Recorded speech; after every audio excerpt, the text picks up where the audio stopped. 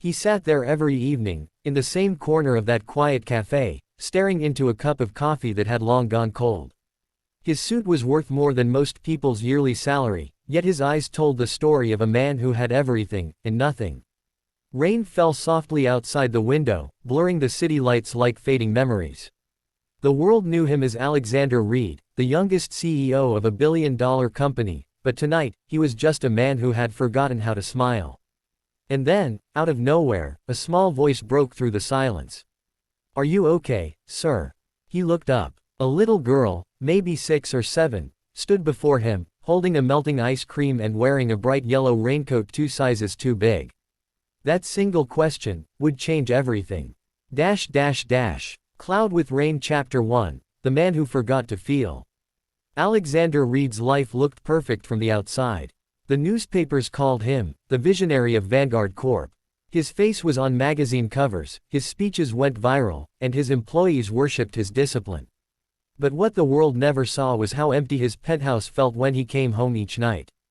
2 years ago, Alexander lost his wife in a car accident.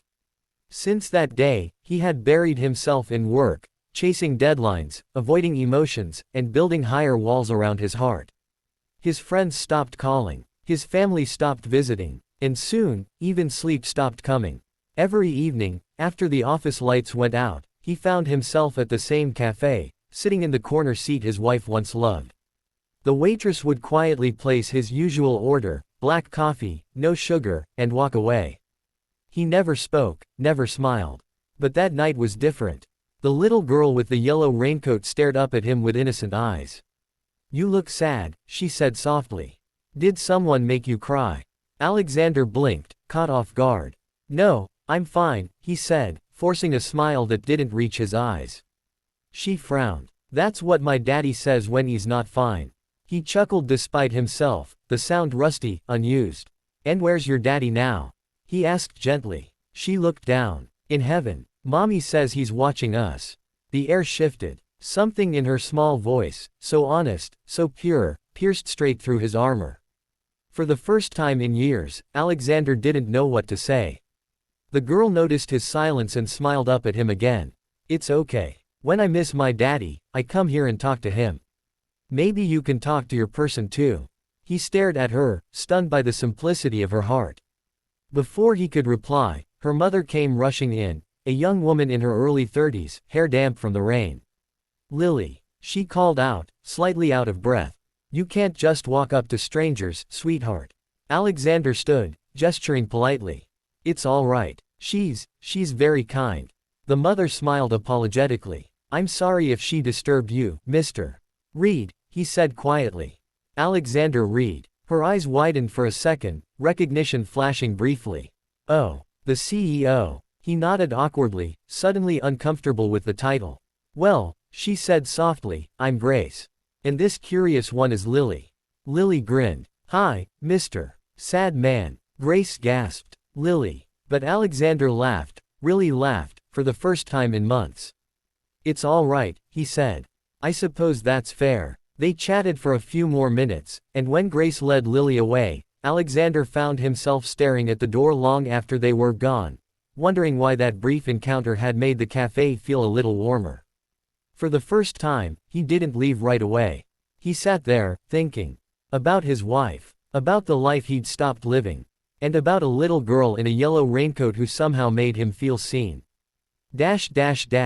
Sun Chapter 2. The Smile That Came Back. Days passed, but Alexander couldn't stop thinking about Lily and Grace. Their simple warmth had left a mark he couldn't explain. So one evening, he returned to the cafe again, hoping, perhaps foolishly, that they might come back. And they did. Lily spotted him first. "Mr. Sad Man," she squealed, running over with open arms. Grace looked embarrassed, but Alexander smiled genuinely this time. They began talking more often. Each visit became a quiet ritual, Lily's laughter filling the empty space in his heart, Grace's calm kindness soothing his restless soul. Slowly, without realizing it, Alexander started to heal.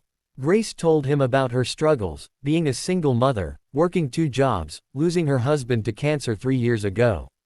She didn't complain. She just kept moving forward, with strength that humbled him.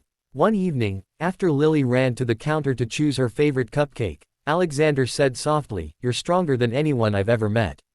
Grace smiled sadly. "We don't really get a choice, do we? We either drown, or learn to breathe underwater." That night, Alexander couldn't sleep. He thought about her words, about how he'd been drowning for years without even trying to swim. The next morning, he did something he hadn't done in a long time. He visited his wife's grave. He stood there for hours, talking quietly. Telling her about the little girl who made him smile. About the mother who reminded him that life still had color. Tears fell freely for the first time in years. But they weren't tears of pain anymore, they were of release. In the weeks that followed, Alexander began changing. He started greeting his employees. He smiled more. He gave generous donations to the local children's foundation, anonymously, of course.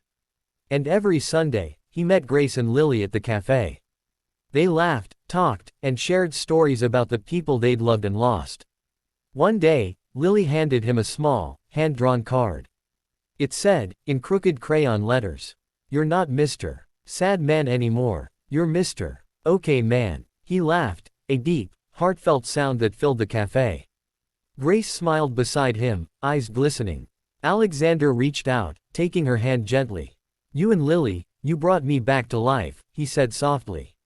She squeezed his hand. "Maybe you just needed someone to remind you it's okay to live again." The rain began to fall outside once more, but this time, the cafe didn't feel lonely. It felt like home. And as Lily's laughter echoed through the air, Alexander realized something beautiful. Sometimes, healing doesn't come from wealth, power, or success. It comes from the smallest hearts, asking the simplest questions. "Are you okay, sir?" And this time, he truly was. Glowing star moral message closing scene for YouTube narration. No matter how lost or broken you feel, kindness has the power to find you, even in the quietest corners of life.